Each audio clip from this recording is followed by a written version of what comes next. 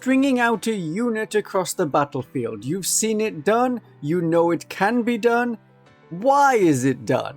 How do we do it better, and how do we do it safely? Some of the tactics in this video are a little bit dirty, but hopefully in a "ooh, that's interesting" kind of way. I never thought of that, rather than "ew, oh nah, that is disgusting, brother."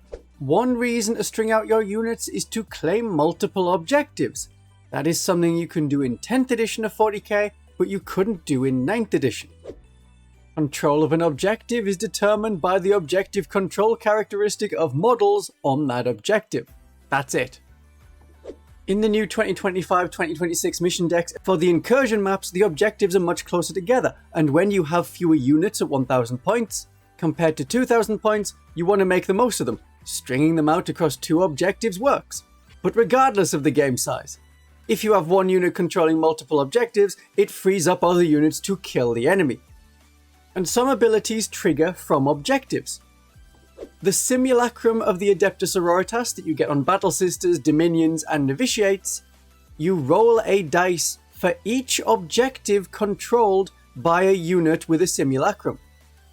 It doesn't matter where the Simulacrum model is, as long as one of your units controls an objective, you roll for each objective. So having Dominions and Battle Sisters on the same objective, you only roll 1 dice, because you roll for the objective.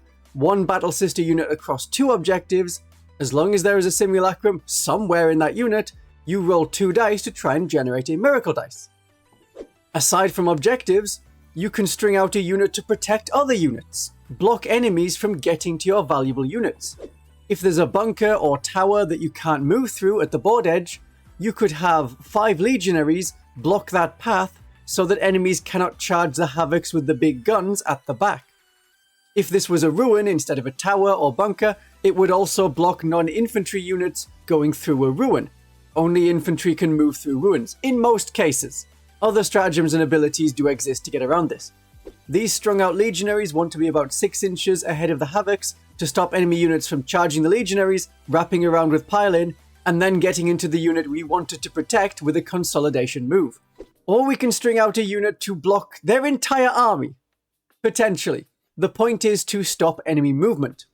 Scouting Gretchen with Wartsnagger, infiltrating Pure Strain Genestealers as a Genestealer Cult, you move in front of the enemy, and they can't move past you. You cannot go into engagement range unless charging. Some flying units will be able to get over them, but if they can't move past you, they can't get out of their deployment zone, and they lose a turn of movement cutting through your unit. Time that you will be spending claiming objectives and completing secondary missions. Another reason to spread out your units is to deny enemy deep strike and strategic reserves. Enemies can't arrive within 9 inches of your models, so let's spread out our models as much as possible to make sure there is not that much space for the enemy to arrive. It's especially useful for your models on the home objective to spread out towards the board edge, or units in the corner to spread out so that that corner is covered and the enemy can't deploy a unit in that corner. Stringing out a unit can be dangerous, and we want to do it safely. A unit is in coherency if every model is within 2 inches of another model in the unit, if that unit has 2 to 6 models. And units of 1 are always in coherency with themselves. If the unit has 7 or more models, then every model needs to be within 2 inches of 2 of the models in their unit. This is 5 inches when measured vertically. That is to allow some models to be on 1 floor above in the currently Games Workshop sold ruins. If a unit is out of coherency at the end of the turn, you remove models until the unit is back in coherency. They're dead, they're gone, they take no further part in the battle. You have to complete any move in coherency. If you ever can't complete a move with a unit in coherency, then that unit does not move. But you can remove casualties which can make you out of coherency. This will be very relevant later. This is the longest string you can make. For every model in that unit, they are within 2 inches of 2 other models. That model right in the middle, it's got a model to its left and a model to its right, it's within 2 inches of 2 different models. You will need to cluster around at the ends, just a little, so that those edges have models within 2 inches of 2 models. So you've got a cluster at one end, You have a cluster at the other end, and that is where you put your characters, your voxcasters, your banners, your medics, your cult icons, the big guns, the most valuable parts of the unit. Especially resurrection equipment abilities. So these two clusters are connected together, and we have... Hang on. Yep, you've all been here before. Get pregnant with great tactical advice. It will grow within you and then be birthed onto the battlefield. Don't have characters in the middle. If the Benefactus with 3 wounds fails a hazardous test and then dies, the line is broken, and all but 6 models from that unit will die to get the unit back into coherency. Because we'd have to remove these models, and yeah, there's still more than 6 of them, so we need to be in range of 2, and oh, this model isn't, and this model isn't.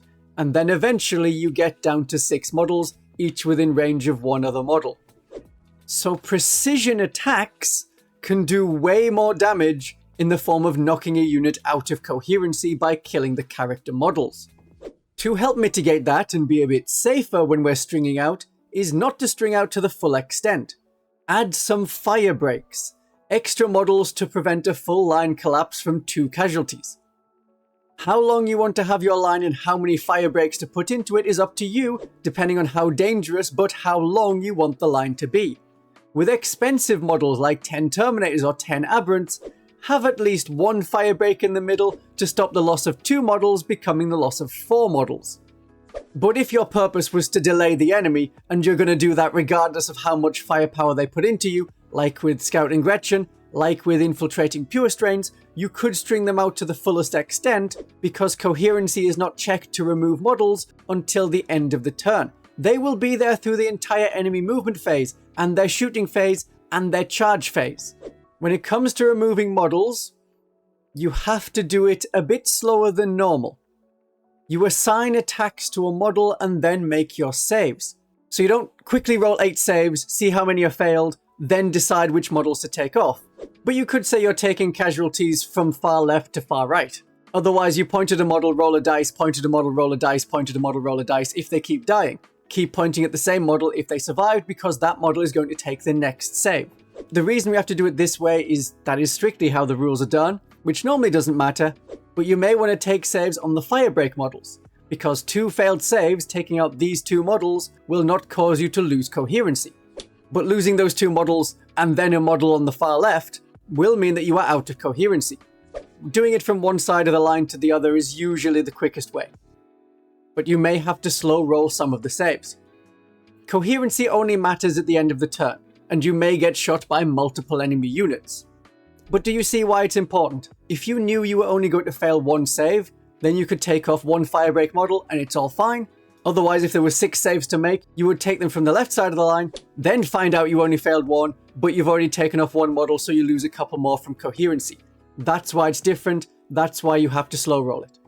When you are choosing how many firebreak models to have and how long you want your line, spread out to do the thing you want to do. Be on 2 objectives, block a certain gap, do that one thing, you don't need to go any wider, and then you have enough firebreak models to keep the string stable. If you were just spreading out to deny an area for the enemy's deep striking, if you were stringing out to block the entire enemy army, then you may want to be as long as possible. Remember, you have to end the move in coherency. If you are blocking a gap to prevent an enemy from moving through, don't leave big enough gaps between your models that enemy models could get through, because the enemy unit could declare a charge both against the unit that's behind the legionaries, the Havocs in this case, and also the legionaries. They could move through the gaps of the blocking unit to engage the unit behind, and as long as their models end in base contact with both units, this is a legal charge. Unless you're sacrificing the unit to do that, pick a unit to string out that has a recovery asset. Some mechanic or equipment that restores models. This could be the reanimation ability of Necron Warriors, it could be the cult icon of a Genestealer Cult Neophyte unit. If you can recover models that were lost from being out of coherency, it is far less of a risk. Many of these large units don't really want to be in combat. Units like Gretchen, Necron Warriors, Genestealer Cult Neophytes, Imperial Guard Death Corps of Krieg. So there is a way to fall back without falling back. Or let's call it burning up to the firebreak. You get charged on your left ovary, thankfully the one without the characters and the valuable models like the medic and the cult icon that will be resurrecting your models. And you have 10 saves to make, but it's going to go right through your armor save, so you're going to take 10 casualties. You take them from the middle, about here, to the right, so that the models in base contact with the enemy are not going to take saves, they're not going to be removed. They stay there, and enemy models in base contact with them can't consolidate further into your unit. Enemy models have to consolidate towards the closest enemy model. So these Deathwatch veterans with power swords that have attacked our Genestealer Cult Neophytes will wrap around the few remaining Neophytes on the far left. Your models in the right ovary and the fallopian tube cannot pile in because the unit cannot end in coherency, because we have some models over on the left that you cannot reach, so it doesn't make a pile-in move. See, if I have reproductive organ names for things, you'll remember them. People haven't forgotten how to use Kill Team Cassius to get a longer charge because of the shape. Your few models in base contact with the enemy, in this case the Neophytes against the Deathwatch veterans, will make their pathetic attacks with whatever tiny knives they have. At the end of the turn, the Neophytes are out of coherency, so the models on the left are removed, and now the Neophyte unit is back in coherency. The models remaining are not in engagement range of the enemy, so at the start of your next movement phase, they don't need to make a fallback move, and you are free to normal move, to advance, to shoot, and charge as you like. It's like falling back without falling back. It's a little bit dirty. I have only done it once to make sure it works. And it's best with disposable units like Gretchen, or units that can resurrect valuable lost models like the Neophytes with the cult icon, or the Death Corps of Krieg Guardsmen with medics. That is the advice for stringing out a unit. Perhaps you like things to be a lot more compact, like inside a transport. And so I have tactics for using transports in your games of Warhammer 40,000. Have a great day of 40k.